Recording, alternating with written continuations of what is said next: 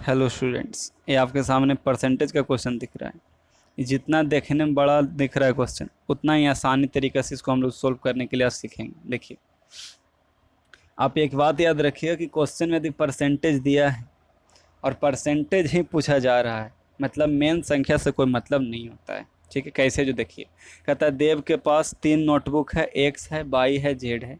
इनमें से, है ना, एक्स में 120, वाई एक्स में कितना था, 120 था, वाई में 1 से 10% अधिक था, जेड में 1 से 10% कम था।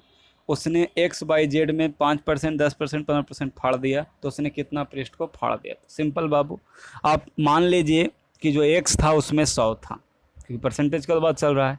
तो बाई में क्या होगा, 10% ज़्यादा यानी 110 हो जाएगा, और जेड में क्या हो जाएगा, 10% कम यानी 90 हो जाएगा। यहाँ से हटा दीजिए तो ये 10 हो जाएगा, ये 11 हो जाएगा, 9 हो जाएगा। पहला में कह रहा है 5%, अगला में कह रहा है 10%, और अगला में कह रहा है 15%। ठीक है, अब आपको इसको देखिए बाबू सोल्व करना है, ठीक है ना। तो यहाँ पर क्या है बाबू कि 5 है, 10 है, 15 है।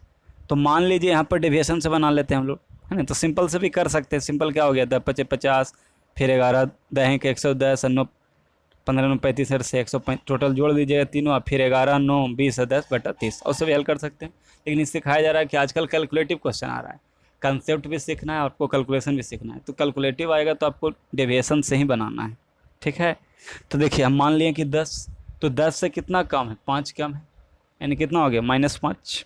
तो 10 मान लिए तो 5 गुने कितना हो जाएगा, 5 कम और टोटल कितना 10, तो -50 हो गया। और 10 से 15 कितना बढ़ा, 5, तो गुने 9 हो गया। ठीक है, यानी कितना बच गया यहाँ पर देखिए, तो -5/30। तो 5/30 का मतलब कितना होता है, 1/6। अब 1/6 तो 6 दूनी 12, लगभग 2 पर जाएगा, यानी 9.8%।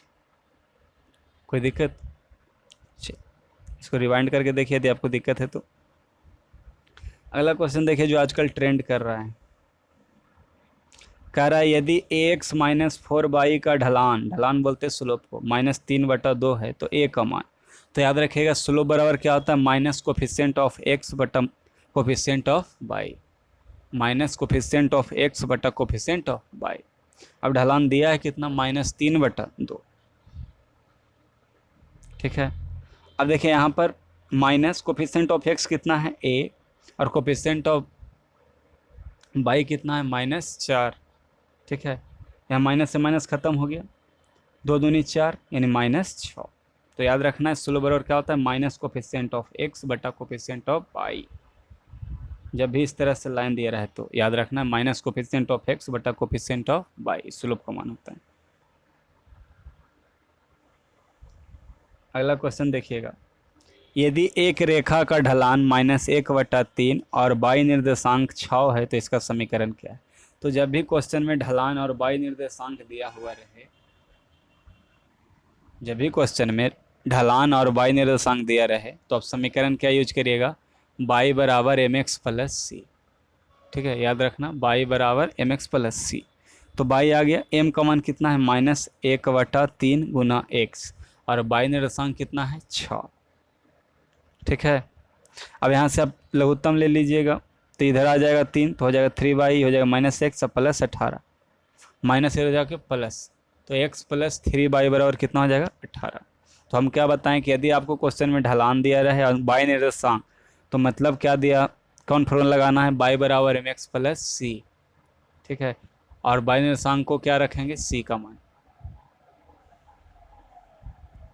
अगला क्वेश्चन देखिए, ये भी आजकल खूब आप लोग के सेट में आ रहा है।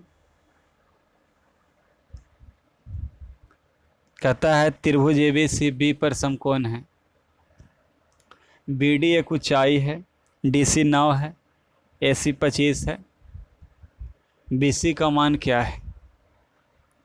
तो देखिए, इसको आपको जानने से पहले 4 फार्मूला आपको याद कर लेना है और अपने कॉपी में नोट डाउन कर लेना है। पहला, यदि मान लीजिए कि क्वेश्चन में आपसे क्या पूछे, BD, ठीक है ना, BD क्या है, तो हाइपोटेनस पर डाला गया लंब, तो BD बराबर होता है AD गुने DC का रूट। ठीक है, BD बराबर क्या होता है, √AD गुना DC। अगला है AB, तो AB बराबर होता है √AD। देखिए AB के नज़दीक कौन है, AD, और टोटल यानी AC, तो ए डी गुना ए सी इसका रूट। यदि ये भी उसी तरह बी सी निकालना है तो बी सी के नज़दीक कौन है, डी सी, और टोटल कितना है ए सी, तो अंडर रूट डी सी गुना ए सी, ये हो गया बी सी का मान।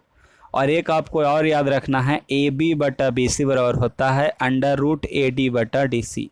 ठीक है, अब क्वेश्चन में आपसे बी सी पूछा था बाबू, तो बी सी बराबर क्या हम बताएं कि जो इसके नज़दीक थे, इसके नज़दीक कौन है, डी सी है। ए सी का दो टुकड़ा हो रहा है ना, ए डी और डी सी, तो कौन टुकड़ा नहीं देखा, डी सी, तो 9, और टोटल कितना है 25। ठीक है, तो अंडर रूट 9 गुने 25 यानी 9 का रूट 3 और 25 का रूट 5, 5 3 15। कोई बच्चा को नहीं लग रहा कि 16 कहाँ से आ गया, देखिए टोटल का मान 25 था और उसमें डी सी 9 था, तो 25 में से 9 गया 16। ठीक है।